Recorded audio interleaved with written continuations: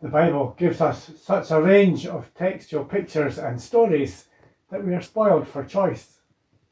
Genesis tells us stories from the beginning of recorded history. Revelation describes in words pictures of the end of the age. There are battles and love stories, poems and lists of people and events.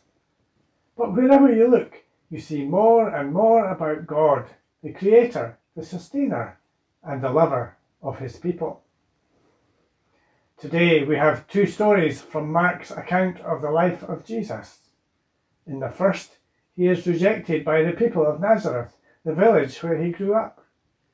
In the second, there is so much demand for Jesus to visit the villages of Galilee that Jesus sends out his disciples, his followers, in pairs to get started ahead of him. In our readings from the Apostle Paul's letters, we have moved on from Galatians to Ephesians. Galatians was perhaps the oldest of his letters that we still have. Ephesians is one of the later letters, although many questions remain about the location and timing when Paul wrote. Paul's letter to the Galatians jumps straight into criticism, for he has heard that they have been drifting rapidly away from what he had taught them about following Jesus. Whereas Paul begins his letter to the Ephesians by praising them and thanking God for their faithfulness in following Jesus and the love that they show towards each other.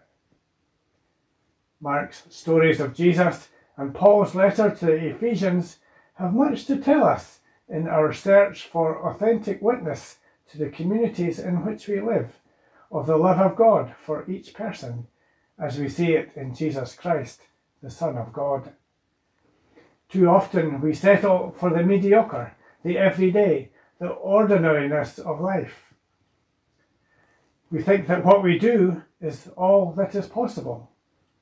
Jesus and Paul shake us out of our complacency and show us the majesty of the heavenly God who created the universe in all its splendour, who breathed his life into each of us and invites us to be his people.